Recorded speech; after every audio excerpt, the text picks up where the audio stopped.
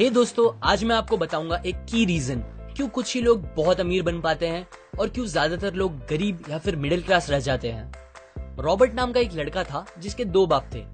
अब आप कुछ गलत मत समझिए, पहला उसका खुद का था पर दूसरा उसके दोस्त का बाप था जिसे वो अपना मुंह बोला बाप मानता था। पहले वाले ने पीएचडी की थी पर दूसरे ने कभी 8th भी पास नहीं की थी। दोनों बहुत ही स्मार्ट और हार्डवर्किंग थे पर दोनों की सोच बहुत ही अलग थी और दोनों रॉबर्ट को अलग अलग बातें सिखाते थे। पहला बाप बोलता था कि पैसा सारे फसाद की जड़ है, पर दूसरा बोलता था कि पैसा ना होना सारे फसाद की जड़ है। पहला रॉबर्ट को हमेशा महंगी चीजों के बारे में सोचने से मना करता था और कहता था कि वो हमारी हैसियत के बाहर है। दूसरा उसे कहता था कि वो सोचे और अलग अलग रास्ते ढूंढे जिससे वो सारी महंगी चीजें खरीद सके। ये करने से उसका दिमाग तेज होगा और नए आइडियाज भी मिलेंगे। पहला उसे कहता खूब मेहनत कर, अच्छे से पढ़ लिख ताकि तुझे बड़ी कंपनी में नौकरी लगे और तू बड़ा इंसान बन पाए। दूसरा कहता था तू खूब पढ़ मेहनत कर पर खुद की कंपनी खोल ताकि तू खूब सारी नौकरियां लोगों को दे पाए। रॉबर्ट के पास एक एडवांटेज था, उसने अपने दोनों बापों को अपनी अलग अलग सोच के साथ बढ़ते और उनकी तरक्की देखी।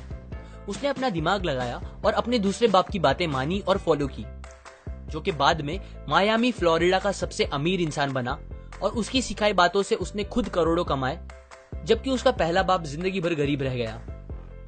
सबसे इंपॉर्टेंट बातों में से एक बात जो रॉबर्ट ने अपने अमीर बाप से सीखी वो थी फाइनेंशियल लिटरेसी, जिसका मतलब है एसेट्स और लायबिलिटीज के बीच का डिफरेंस जानना।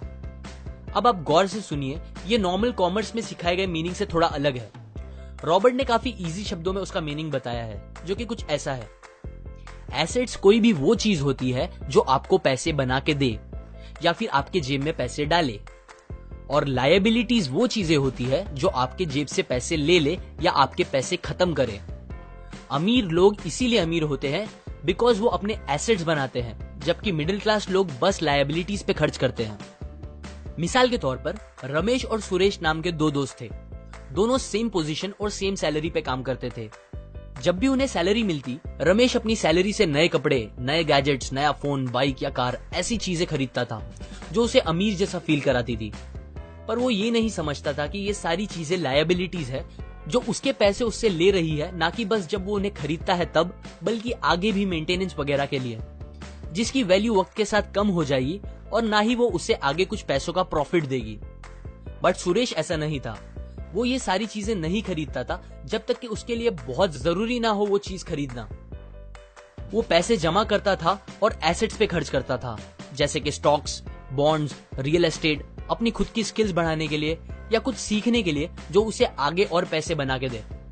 2 साल बाद सुरेश करोड़पति बन गया, जबकि रमेश वैसे का वैसा अपनी कम सैलरी को कोसता रह गया और कहता था कम सैलरी उसके मिडिल क्लास होने का रीजन है।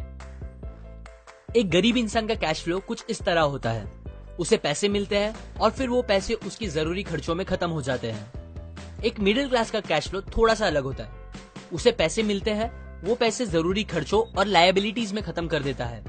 इसीलिए मिडिल क्लास और गरीब में ज्यादा फर्क नहीं है। मोस्टली मिडिल क्लास लोगों को लगता है उनका घर उनका एसेट है, पर ऐसा नहीं है।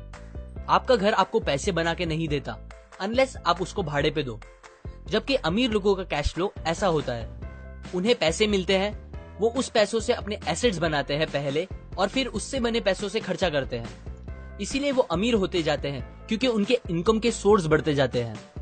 अगर आपको अमीर बनना है तो ये बात याद रखें अच्छे से। इस बात से फर्क नहीं पड़ता कि आप कितना कमा रहे हैं, बल्कि आप उन पैसों को कैसे और कहां खर्च कर रहे हैं, ये इंपॉर्टेंट है। आपको कंज्यूमर की सोच से बाहर आकर इन्वेस्टर की सोच अपनानी पड़ेगी। लोग कंप्लेन करते हैं उनकी खराब कंडीशन का रीजन उनकी कम सैलरी है और सैलरी बढ़ेगी तो वो आराम से रहेंगे।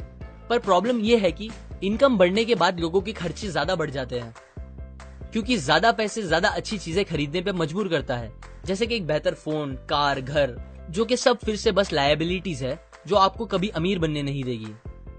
ये बातें मैंने रॉबर्ट कियोसाकी की book rich dad poor dad से पढ़ी है, जो वो पहली बुक थी जिसने मेरी सोच चेंज की और बेहतर बनाई। अगर आपको ये बातें अच्छी